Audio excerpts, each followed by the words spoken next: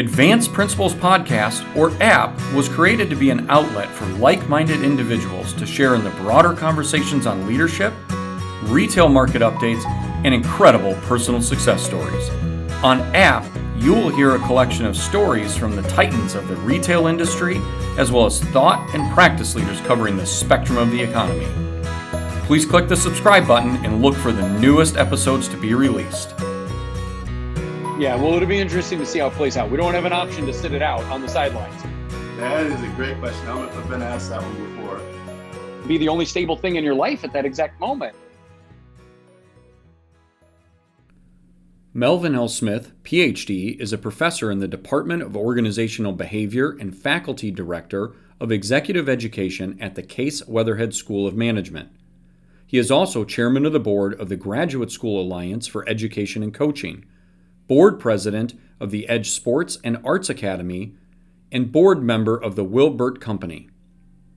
Dr. Smith received his Ph.D. in Organizational Behavior and Human Resource Management from the University of Pittsburgh's Katz Graduate School of Business. He also holds a bachelor's degree in General Management and Accounting from Purdue University and an MBA in Marketing from Clark Atlanta University. Dr. Smith's research and teaching focus on leadership and emotional intelligence in the workplace, as well as the development and use of human and social capital in organizations through executive coaching. He is co-author of the book, Helping People Change, Coaching with Compassion for Lifelong Learning and Growth. In addition to his work with numerous U.S. organizations, Melvin has worked with executives in Canada, Dubai, India, New Zealand, Scotland, and Trinidad. He has also served as a visiting professor at ESAD Business School in Barcelona, Spain, where he co-taught a senior executive education course on emotionally intelligent leadership. Prior to completing his doctoral work at the University of Pittsburgh, Melvin spent over 15 years in a series of sales, marketing management, and organization development positions with a number of Fortune 500 companies, including IBM, Pepsi-Cola, and H.J. Heinz. A lot of people also say you can't teach leadership. You're either born a leader or you're not a leader. Is there any merit to that? Is that still a phrase that sticks today, or is that fully dispelled in your opinion? Yeah, so I have my own belief, and a lot of what people have thought for years has been dispelled in many ways. But there's still that argument, and some people are just natural born leaders. Either you're born a leader or you're not, to your point. And so I will say that there's some merit to the fact that some people just more naturally have certain characteristics that lend themselves to them being more effective as leaders. So certain things may be more trait-based or inborn in terms of some people are just blessed in certain ways with gifts, and that's great. Now, having said that, that does not mean that if you're not blessed in that way, you're not born with certain traits that just make you naturally more effective in certain ways as a leader. That doesn't mean that you're doomed to not be an effective leader, right? Because we know for a fact that those things that do make for effective leadership can be learned and developed, right? With the right mindset, with the right openness, with the right intentionality, and with the right effort. So it's not, hey, look, if you're not born with it, you're out of luck. You're doomed to never be an effective leader, because we do know that's not true now. And you can grow into being an outstanding leader, even if you're not born on third base, if you will. but some people are born on third base. That's just it. So and that's where some of the myth comes in. Some people are just very natural at certain things. Others have to work a little bit harder at it. Yeah. Not unlike sports. Some people are just natural athletes in a particular sport and pick up a ball and do everything. Wow, they're phenomenal. Other people can become great athletes in whatever their sport is, but they may have to work very hard at doing it, right? So doesn't mean you can't be great. You just may have to work a little bit harder than somebody else to be able to do it. Yeah, great analogy there to wrap that up. I think that's fantastic. Now, with all of that and all the dialogue about leadership and learning and emotional intelligence, all that, I really think leaders have been stretched these last 2.5 years now in ways that I don't know that anyone ever really anticipated. Certainly when I was early in my career and I had the desire to lead people, lead teams, participate in leadership, I never thought I'd have to do it remote. I never thought I'd have to do it over a web camera. because to me, so much of that human connection is what builds that resonance. Right. So you had the pandemic. Certainly, there's all kinds of social justice issues going on right there that I think are stretching leaders. What do I opine on? What do I not opine on? What am I okay? What, all of that. Now you've got supply chain issues and stress and anxiety. Now we've got a conflict breaking out in Eastern Europe. How are you consulting or coaching people to navigate these very turbulent waters of leadership these days? Yeah, that's a good question, and it's tough. I mean, it's been tough for a while. So we've been kind of in the rapids, if you will, for a while. But right now, it's like it's like overwhelming, and many people feel that sense of overwhelm, given all the things you just described there. I mean, so there was a coin that was termed years ago that we were already starting to talk to people about, which is VUCA. The fact that we live in this world that's volatile, uncertain, complex, and ambiguous, and leading through those types of situations is difficult, right? But once you understand that that's kind of the world that we live in, then you can throw the next, situation and the one after that, and they're all coming, but still, it's that same ability to kind of keep your head on a swivel and kind of be ready for that next thing. To be adaptable, to be flexible, to recognize that what worked yesterday is not necessarily going to work tomorrow because there's something that tomorrow that you haven't anticipated and the world's going to change again. So as long as you have that mindset, it almost doesn't matter what the next thing is that gets thrown at you because you're ready, you're agile, you're saying, hey, look, I've equipped myself for what I'm dealing with today, but I've also equipped myself to deal with whatever that next wave is that's going to hit me tomorrow. So getting people to kind of put themselves in that space where they're always ready to kind of anticipate that next thing, to be adaptable, to be flexible, to be constant learners, to not think that they have mastered it or that they know it all, and being willing to kind of learn, grow, change, adapt. I think that's key. But then also helping people understand, and this comes within the emotional intelligence context, that they're leading people through these difficult times as well. And just as it's difficult for us to lead in those times, it's difficult for people to perform or to operate or exist in those times as well. So being empathetic and showing kind of care, concern, and compassion for the people you're leading around the fact that, like, all these changes, all this turbulence, all this uncertainty, this is very difficult for them as well. And showing them that you understand and appreciate that, and showing them grace when they're experiencing difficulties and challenges. So that's so important as well. So helping leaders understand that it's not just them in figuring out how to go through these challenges as leaders. Show compassion, show understanding, show grace to the people you're leading who are also going through these complex, difficult, challenging times. Yeah, that is so spot on. There's so many thoughts going through my head on that. Because, as an associate, if you're looking to the leader during these times, you're looking for answers, you're looking for confidence. That might be the only stable thing in your life at that exact moment. Exactly. and I think a leader's balancing act right now, and correct me if I'm wrong, is showing that confidence, showing that poise, showing that sense of character, but also the empathy and acknowledgement that we are in an uncertain world, of the equation of the VUCA side.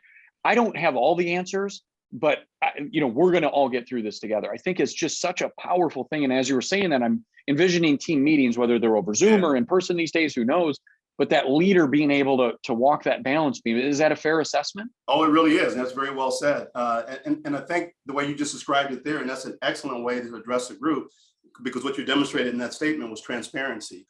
And so it's not pretending because people do look to you as the leader, to the one to kind of show that confidence, et cetera. But you don't want it to be a false confidence, like, I have all the answers, everything's going to be okay.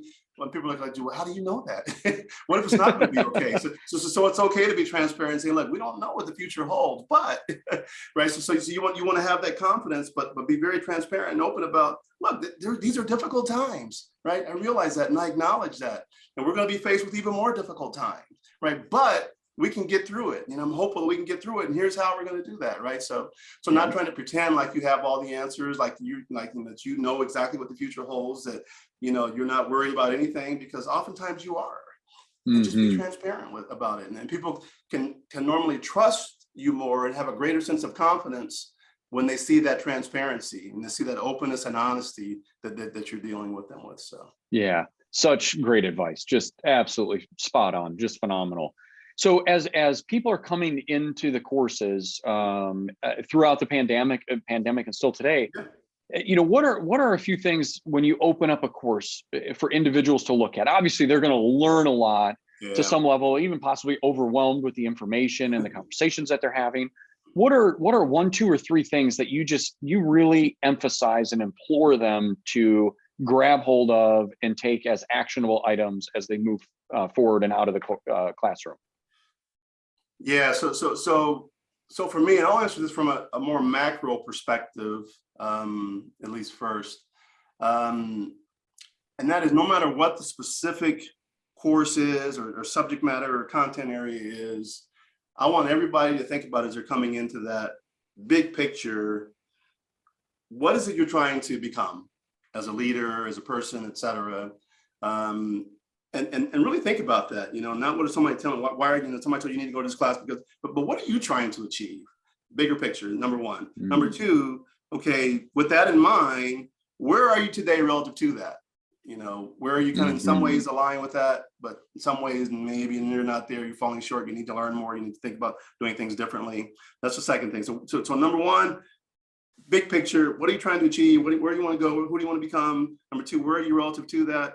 And then the third thing is, okay, now what's your plan initially to begin to take a step forward in moving in the direction of what you're trying to become, right? So those 3 things, no matter what the specific content area is, if you have that type of framing on a very large scale, that opens you up for getting the most out of whatever it is you're going to be sitting there in the course for a day or 2 hours or whatever it might be. You put it in that frame, and then you're kind of just picking it, okay, this is exactly what I need to know to help me get to where I want to go. Here's where I'm falling short, or here's where I'm already in alignment, and here's what I'm going to do a little bit differently now to move me closer in that direction. So those 3 simple things, who am I trying to become? What am I trying to do? Where am I today relative to that? And what's my plan, that first step I can take to move me closer in that direction? Having that mindset will maximize what you get out of anything you approach. I was just going to say that applies to almost everything in life, right? I mean, I'm trying to think of something that it doesn't apply to, right. but it really does. I'm an avid golfer, and I just go through my golf game. I absolutely, it's just, I can't think of anything that it doesn't apply to. So what a great, simple foundational way to step into the program. It's just outstanding. And it seems simple. In fact, it's oversimplified, but the thing is, most of us, or most people, don't approach most situations with that very simple mindset. Yeah. And if they were to do that, they would make more significant strides toward achieving whatever they wanted to achieve just by taking that simple mindset. Yeah, it's just fantastic. So you're also involved in a lot of coaching. So not only do you coach a lot of executives, but you coach coaches who coach executives. And you have a lot of involvement in that. And executive coaching is another thing that has really taken off in recent years. Mushroomed, which is just phenomenal. And it absolutely excites me about the level of engagement that leaders are showing out there. Why do you think that is? We talked a lot about the executive education piece, but one-on-one, very intimate setting coaching. Why do you think that has taken off so much? Yeah. So I think part of it is that the early misconception around coaching has, for most people, been lifted. When coaching first emerged on the scene and people started getting coaches, it was unfortunately often applied just when somebody was in trouble. You're getting ready to fire them unless they kind of overcame whatever. So it's like, so there was a stigma associated with coaching that, okay, if you get a coach, that means, oh, you're in trouble. So people wanted to avoid it like the plague. Like, oh, I'm a coach, that means, I'm about to get fired here. So once it began to expand beyond that, and largely through leadership development programs like the ones we run that incorporate coaching as a part of those, where everybody who goes in the program gets a coach, or just broader use of coaching in organizations. So the stigma has been somewhat lifted, and simultaneously people who have been going through coaching, and the more and more people who do, begin to see that, wow, this makes a difference. So not only in sitting in a class and learning kind of new things kind of helped me in my growth, but having, to your point, that one-on-one personal attention where it's being tailored to me and my specific desires, needs, challenges, thought processes, ways of looking at the world, because it's tailored so specifically to me, that then is going to facilitate and enhance my growth and my development. So people see that the growth is just phenomenal when you have that one-on-one attention with somebody kind of facilitating your learning, your growth and development. And that's the other thing, because coaching is this facilitative type of relationship. It's not somebody like a boss who's going to tell you what to do. It's somebody who's going to help you learn and grow in ways on your own to help you accomplish and achieve certain things. So it helps build that capability. So those things together have helped people see, man, this is a phenomenal way to learn, grow, and develop. And because of it, like I say, it's growing, and as you illustrated, it's growing like crazy. Yeah, unbelievable. So I think selecting a coach it's a very personal decision. It's a personal journey. And listen, I think I see an ad at least 3 times a day, sign up for a coaching certificate. Doesn't make you an executive coach, but so how do you encourage people to start that process of identifying who would be a good coach for them? What area of expertise, what level of intimacy, what level of involvement, all those types of things. How do you recommend people at least get started on that quest? Yeah, good question. So first of all, I think you want to think about what type of coaching you're looking for. In other words, what are you looking to achieve? Because there's not just one big bucket of people kind of called coaches and they're all doing the same thing. There are different types of coaches. Like some people are career coaches. Some people are more label themselves as life coaches. Some people are transition coaches. They help people transition from one job to another, one level to another, one thing to another. Some people are, team coaches. So you want to think about what type of learning or growth are you looking to experience, and then start by looking at coaches who specialize ideally in that area. Then you want to also think about, your own style, your own approach, and think about what type of coach in terms of their approach is going to be best suited to work with you in terms of just a fit. So again, just think about people who engage with personal trainers. There are very different types of personal trainers. There are some that are like in your face, screaming at you, give me 2 more reps, give it to me now. No. And so for some people, that's a turn off. They don't want that, right? They want a more supportive, so you want to think about what type of coach in terms of their approach and their style is going to be best suited to you and how you like to be approached. And, so you want to think about that as well. And you also want to think about and ask coaches, what's the model or approach that you utilize in general within this space? And probably even before that, what's your level of certification? Well, where were you trained and because coaching, again, as we said, it's grown dramatically and it's been unregulated as an industry. So anybody or everybody can kind of hang out a shingle and say, I'm a coach. And as a person who's consuming that, you have no idea if this person down the street who just hung up a shingle who says he's a coach, if he's any good or if he's a charlatan, or you have no idea. So if they're affiliated with some kind of body because they've been accredited or certified or gone through a certain approach, then you at least have some sense of confidence saying, okay, I'm familiar with that body, or they've gone through some certifying body that certifies or says that this person has at least learned this, is adhering to this set of ethical standards or conduct guidelines, et cetera. So all those things are important as you're selecting a coach, to think about, where a coach sits in all those spaces. And which of those is best suited for you and what you're looking for. Yeah. It's not the top of the Google search bar. Right, exactly. It's a lot more complicated than that. I think it is much more complicated. I mean, you can use Google to kind of begin to narrow it down some, but you want to have a set of questions that you ask a person before you launch into a coaching relationship. Right? And those are some of the things you want to think about or consider as you put together your list of questions to begin asking people. Yeah, that's really good.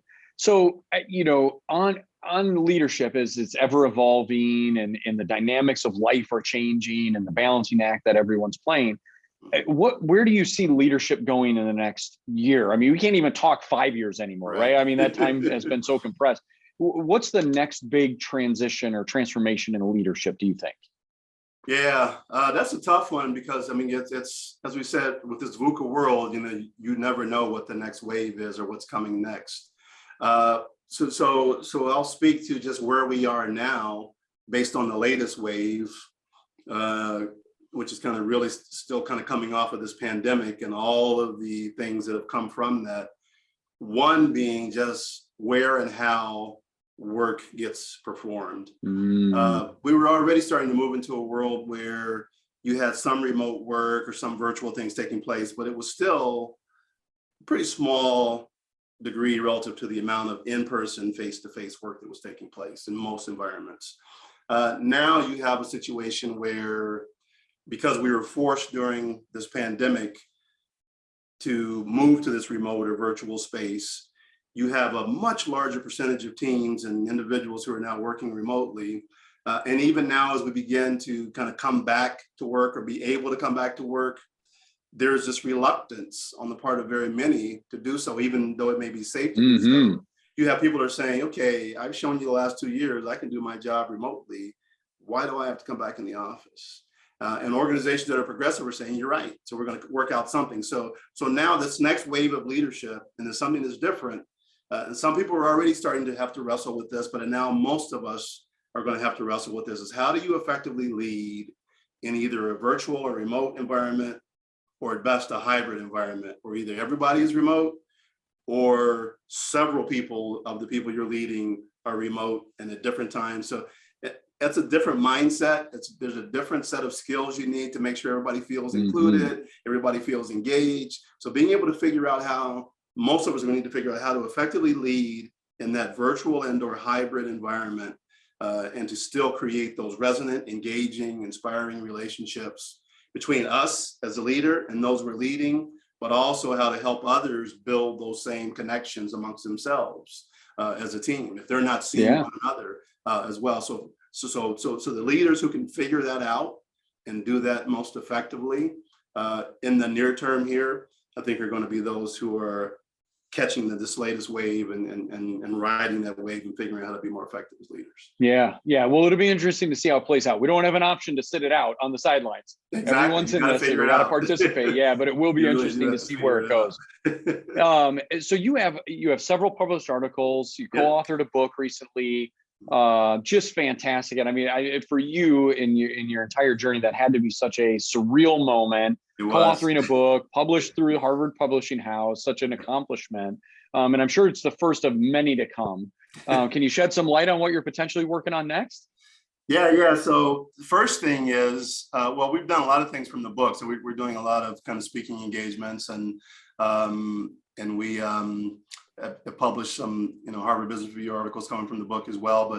But the next thing coming from that book and that effort that we took to went into that is, we're actually working with a company, Psychological Technologies, over in the UK, to create an app based on the book.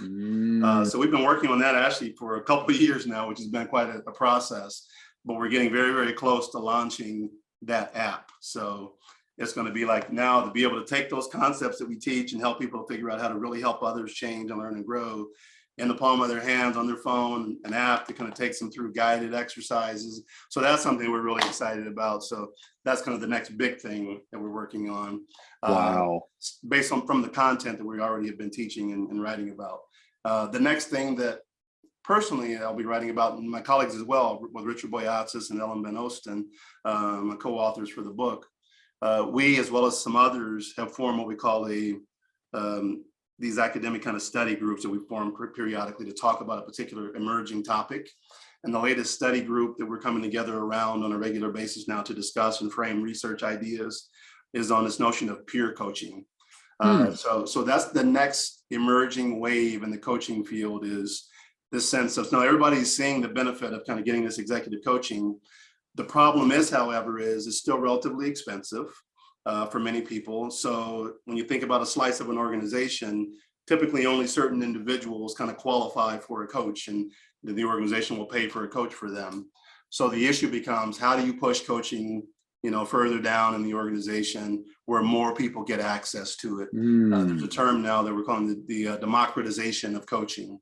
Wow. So there are a variety of ways to do that, and we're looking at them. The two most important that we think, and we're looking at both from a research perspective. One is an emerging wave on artificial intelligence in coaching.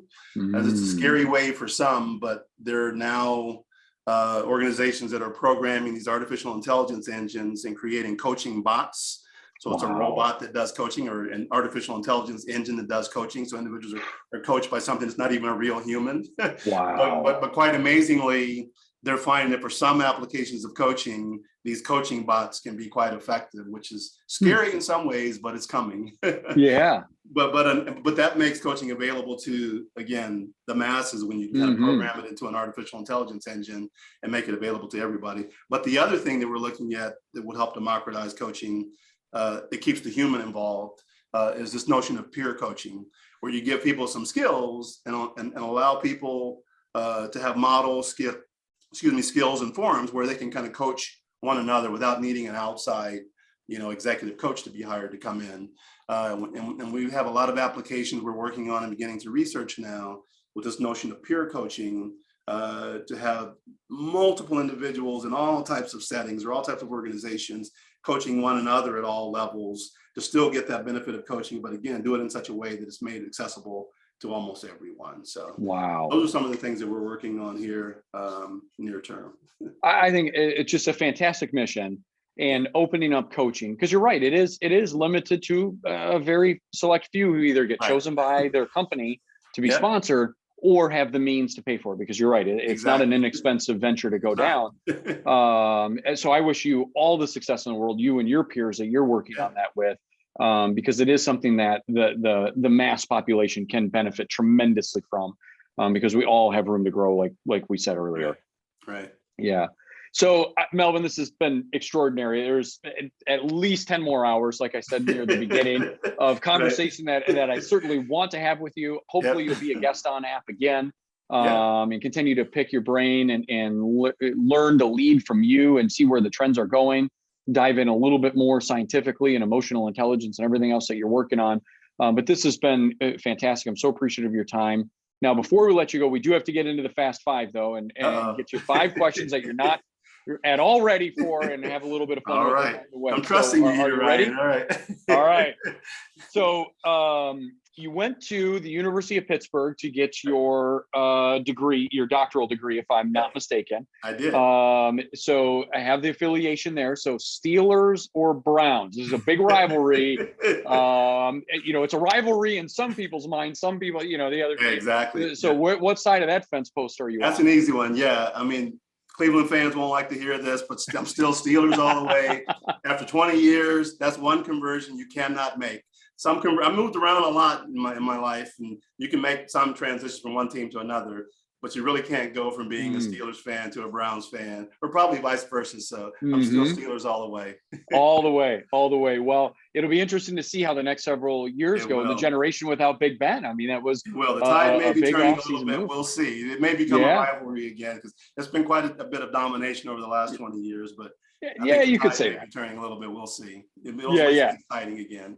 Yeah, absolutely. It would be good to see some excitement in those games twice a year. Yeah, exactly. And so you've traveled extensively for work, both on the corporate side, but now certainly in your academic role and in your consulting role and your coaching role.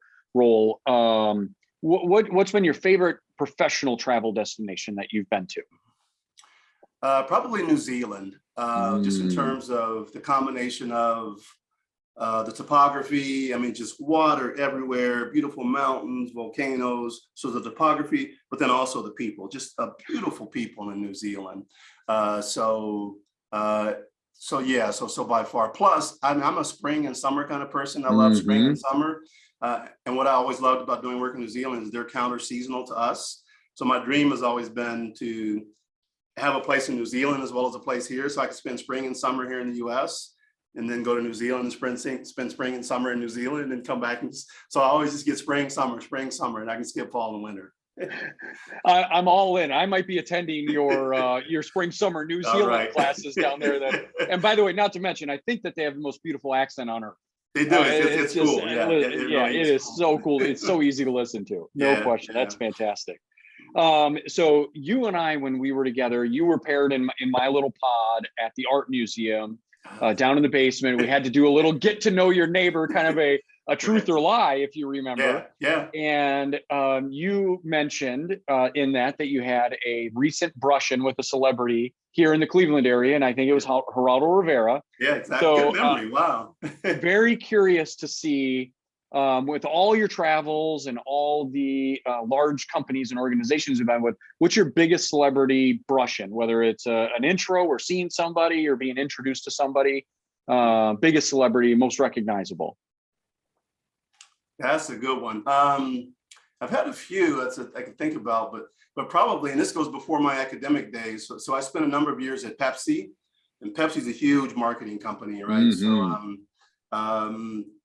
I was one of my stints with Pepsi. I was in Orlando, Florida, as an area marketing manager, and I was there at the time that Shaquille O'Neal was being drafted out of Oh, college to the yeah. pros, and his first team was the Orlando Magic. So he signed on with Pepsi right away. So we did a lot of promotions and stuff with Shaq. So Wow. before he even became as huge a star as he is or was in the NBA, I got a chance to kind of meet Shaq and do some literal, promotions where we did stuff with him, which was pretty cool. Oh, that had to be so Yeah, cool. yeah. So that was pretty cool. Yeah, Yeah, and from everything I've heard, he is a larger than life figure he is. in size, but also in humanity. Yeah, his It sounds like just personality a is, great guy. he's like a big kid. I mean, it was so Wow. fun, kind of being able to do work with him. Yeah, so Yeah, super cool. Great story. Mhm. So, I think, personal opinion, to be a great teacher, you have to be a phenomenal student. Mhm. Because I think you just have to constantly want to soak up that knowledge. Not that I'm a teacher or profess to be, but I do see that correlation. And certainly I've picked up from you through this conversation and previous conversations that you are just constantly seeking additional knowledge, whether it's through conversation or absorption through reading or experience or whatever it is. So in your 20 years of being on the academic side and teaching, what has been your favorite student experience? What was the most enjoyable learning experience that you had? That is a great question. I don't know if I've been asked that one before. That one's tough. There've been so many, because I literally consider myself to be a lifelong learner. And so my initial inclination is to think about it from a solitary point in terms of just reading. I read so many different things, and there's so many things that strike me from that perspective. I'm trying to think about a group learning experience that would be the most impactful or meaningful. Oh man, it's so tough for me to say one. I'm going to use my doctoral experience, broadly speaking, just that whole period in life when I made that transition from the corporate world to the academic world. And I allowed myself to kind of unplug from the doing in the 15 years of producing results for organizations, and to be in that space where I was allowed to just read thousands of pages of material every week, literally thousands of pages. And to not only digest, but to think about my own thoughts, or to develop my own thoughts about whatever it is I was reading, and to challenge what other people had suggested. So to me, that was just an incredible space to be in, because I used to always tell people that the transition from going through school, like in undergrad, you're supposed to just read stuff and memorize it and regurgitate it. Then in graduate school, when you get like an MBA or a master's degree, you want to be able to read stuff and take it in, but think about and then talk about how you would apply it to a particular situation. And then in a doctoral program, it changes completely, because now you're reading stuff and you're challenging, not just accepting, you're challenging what's already been done and finding holes in it, figure out ways to extend it and add new learning to it.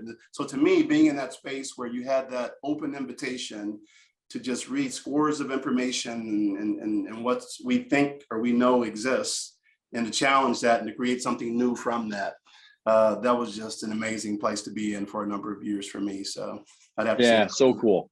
So cool. It was fun watching you go through that process and reliving that experience. That was very enjoyable for me. So certainly, so you are tasked with teaching very accomplished people, very accomplished people in all walks of life. Yep. And I would imagine that some people walk into conversations with you, whether it's into a classroom, a private coaching session, or group facilitation, that think they don't need to be there. This is just not for them. They've been here, done that. It's kind of that guy or gal that we talked about in the beginning, those who can do, those who can't teach. What you obviously don't share any personal details here, but what's been the most difficult individual that you've had to address and get them to flip around? Yeah. So great question. So and then this stands out for me and pops immediately to mind. So again, we've done this work. I've done this work all over the world. And one place we've done this work, I was doing it for quite some time, going over 2 or 3 times a year was in Scotland.